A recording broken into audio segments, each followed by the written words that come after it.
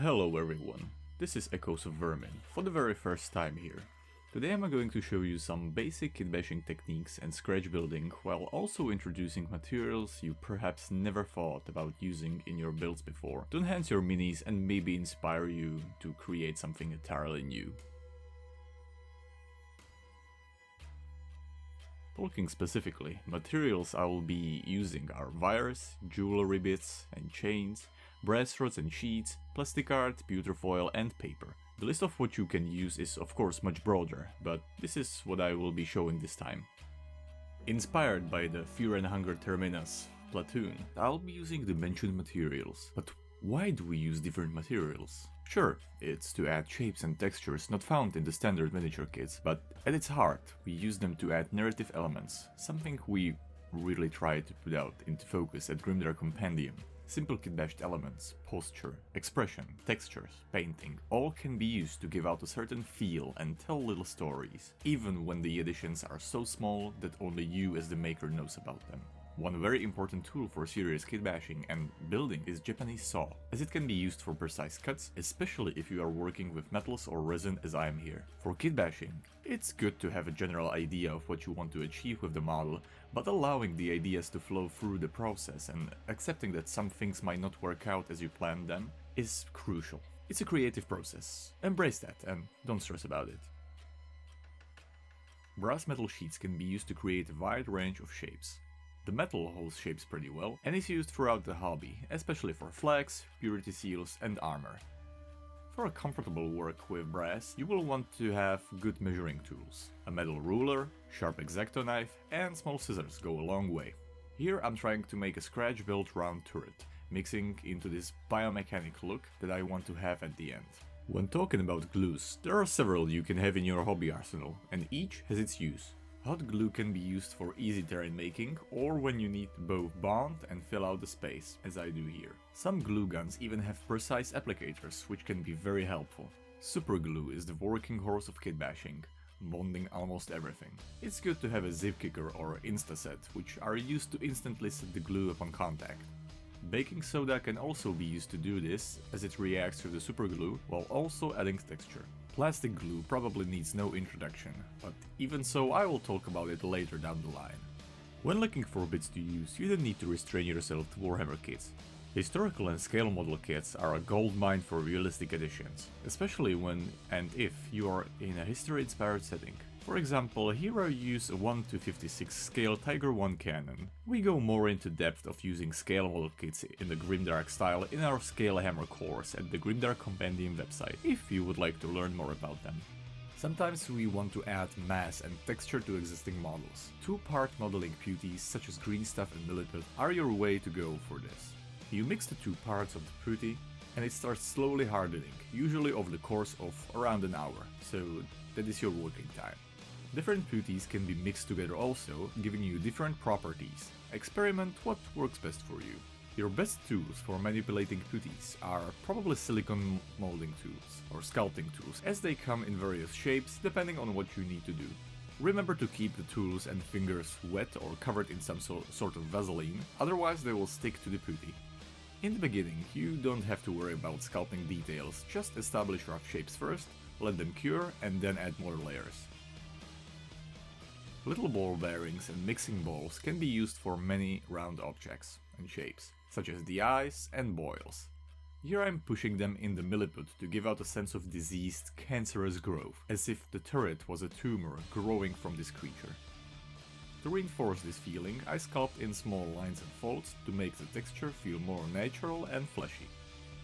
Hand drill is another very useful tool, giving you the ability to make holes for connecting bits and wires and make more realistic gun barrels.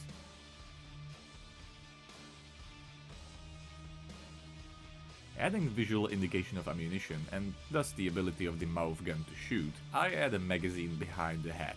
This also fills the backspace and adds to the biomechanical feel. I want to give the feeling of a hell engine being somewhere in the creature. Brass pipes and rods can be used for barrels, poles, and well, pipes, among other things. Here I use them to further the industrial look. The interconnecting parts I cover with copper sheet, which is very thin and paper-like. It can be used to represent wrapping, paper, and other thin materials. Now I'm gonna show you how to very easily intertwine a wire without any electrical tools. First you get your hand drill and attach ends of 2 wires. Make sure they are the same length. Then you take your pliers, grab the other end of the 2 wires and now spin it. Voila! And it is done. Connecting the head with the arm, I try to give out a sense of control of the gun, as there is no other trigger for it. Kitbashing a commander for the turret, I find appropriate pose and some bits to make him look more like a soldier. When kitbashing like this, make sure the pose works with all the bits you add before you really commit to it. When connecting different parts of the model, remember to fill in the created connecting recesses with putty. Cuts, fillings and smaller mold lines can also be smoothened by plastic glue, as it dissolves plastic. Pushing in with the glue will give you texture, while gentle dragging will give you smooth surface, as it dissolves the plastic. In jewelry bits, you can also find different, unexpectedly fitting parts which might work as spectacular details, transforming your kitbashes further. I also add a bit of wire on the barrel to change up its long silhouette and to add a sense of motion. It is a very easy way to give out a feeling of movement, wind, or to just fill out space.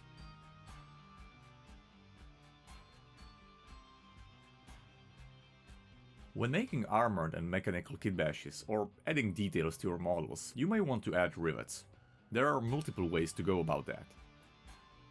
Buying pre-made ones, 3D printing them, cutting plastic rods, but you can also make your own from just a few tools and pewter sheet. First, you pick a drilling bit and put it in backwards. Not too deep, not too high. Get yourself a pewter sheet, put an eraser under the sheet and punch out the rivet. If it gets too deep into the eraser, or can't punch it out, you will need to adjust your drilling bit. Apply a little bit of glue on the desired area, pick up the rivet with a silicone tool, and you have yourself a rivet.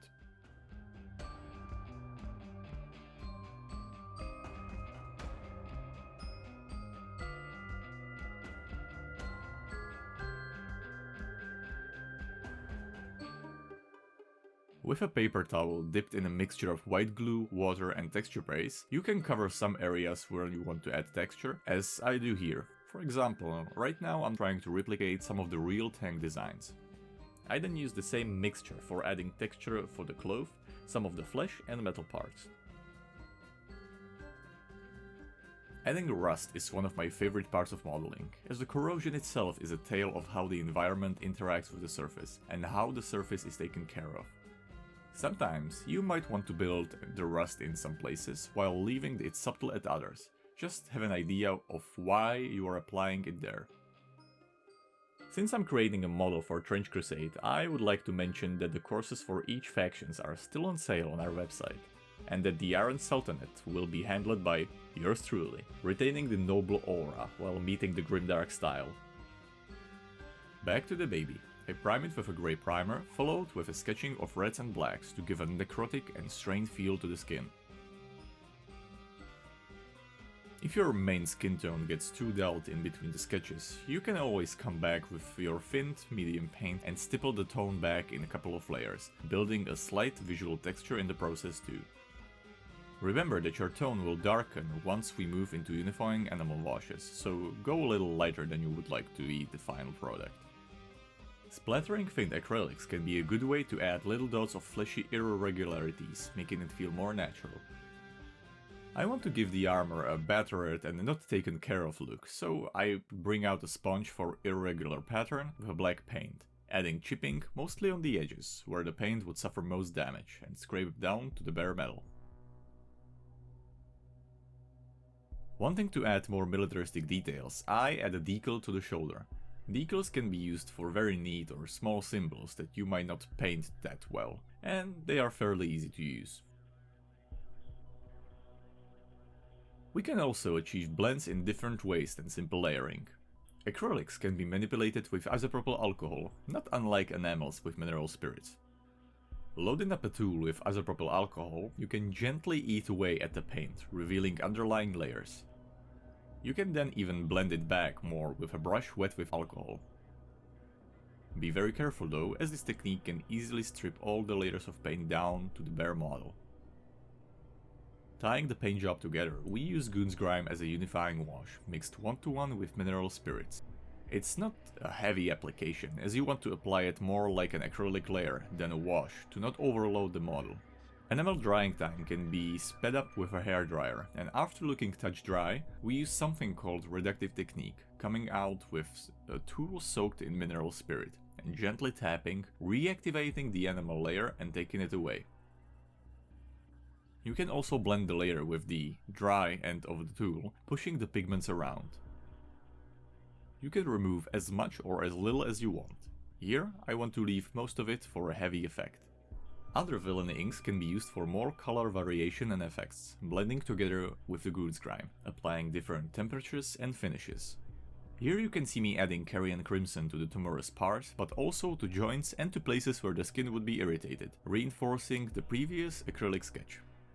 You can manipulate the enamel layers even more after application, for example, with a flat brush damp with mineral spirits, using the edge to pull the pigments in a downward motion, creating subtle streaks.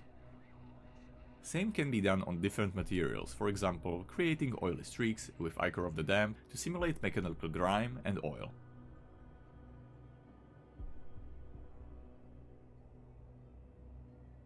Reinforcing the mechanical aura of this creature, I continue adding oil streaks from its mouth with Ichor of the Damned in several thick layers, mostly with just the medium. So the Villainy ink dries thick and glossy, giving out a feeling that instead of blood, an engine oil runs through its veins. After that I just play around with the enamels, adding more here and there, creating more streaks, almost like it was rained upon and dried many times over, raindrops taking down the grime and creating these streaks.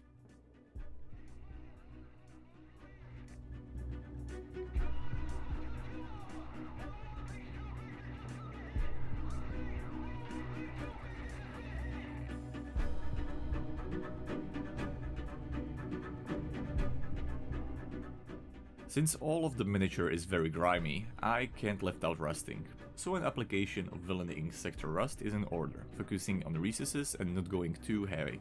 For a realistic metal look, we can turn to true metal wax based paints, as they interact with the enamels and blend with them when polished. They can also be reduced with mineral spirits. You can also see me here adding more layers of Carrion Crimson and Ichor of the Damned. The effect wasn't as strong as I wanted it to be in some places, so I'm pushing it further. To add a tone variation, I add a very light coat of Colia Green on some lower parts. It is also good to always, in the end, see your surface finish variation and reinforce it if needed. For example, giving something like cloth realistic matte effect with varnishes, while pushing the satin finish with satin varnish on the skin and gloss on the lenses and oil streaks. If your enamels are not entirely cured over a couple of hours, keep in mind that you can still manipulate the pigments with the brush trying to apply varnish, so either be careful or use an airbrush. And that's it. Hopefully this video has shown you some new techniques and, most importantly, inspired you to look for uncommon materials everywhere. This has been Echoes of Vermin, and I will see you soon. Thank you for tuning in.